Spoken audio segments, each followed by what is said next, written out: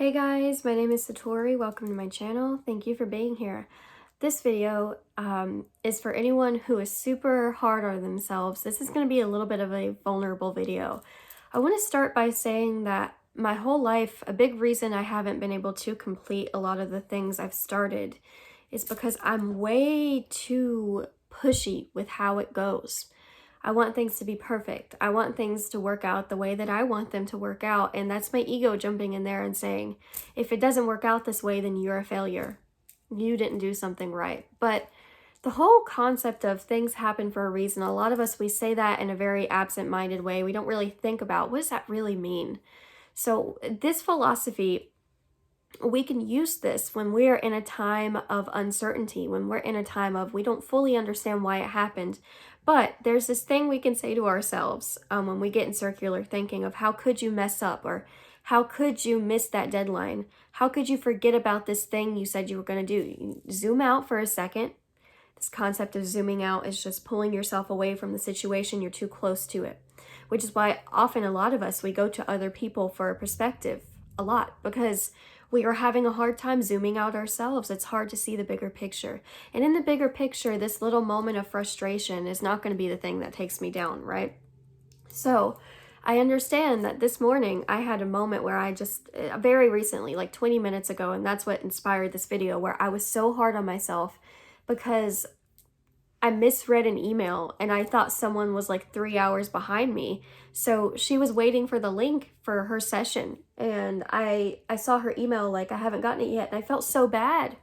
I felt so bad. Like, oh my gosh, how could you, Tori? You misread the email. I made it this big thing in my head. When in reality, I was just assuming that she was angry at me based off of an email. We make things way bigger in our heads because, well, I think we see successful people, we see their success. We don't see what it really truly took to get there. We don't live in their brains. We don't know what they had to put up with in here. We don't really realize, they probably had these moments too where they had to zoom out. I know it's hard, especially if you are a perfectionist and you want things to be good quality. I call it quality over quantity, right? So I would rather have a few, really good sessions and never have any again than have really crappy sessions where we're not getting anywhere for the rest of my life. That would be horrible. I just know that everything happens for a reason.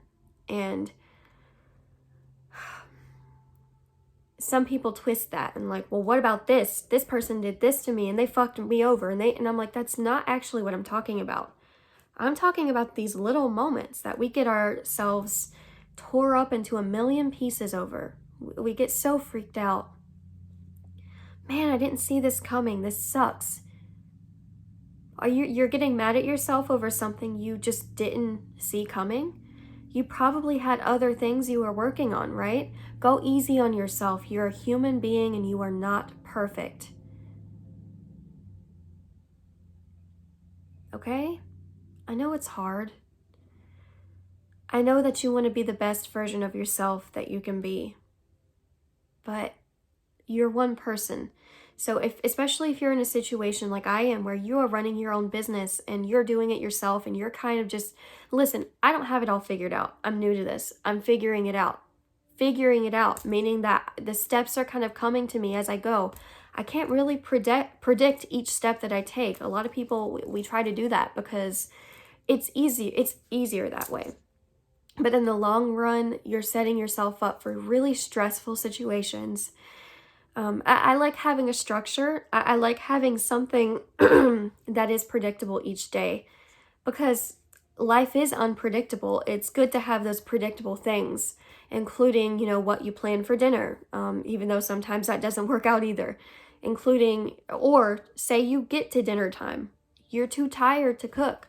Your body is like, I'm exhausted and I want you to sit down and put on a movie, or I want you to sit down and grab a good book. And you're like, no, but I promised I would make my dinner. I promised I would make my dinner, but now I'm so tired. I don't get it. So then we go in circles and we sit there and say, okay, hold on. What can bring me peace in this moment? What can bring me back to my peace in this moment?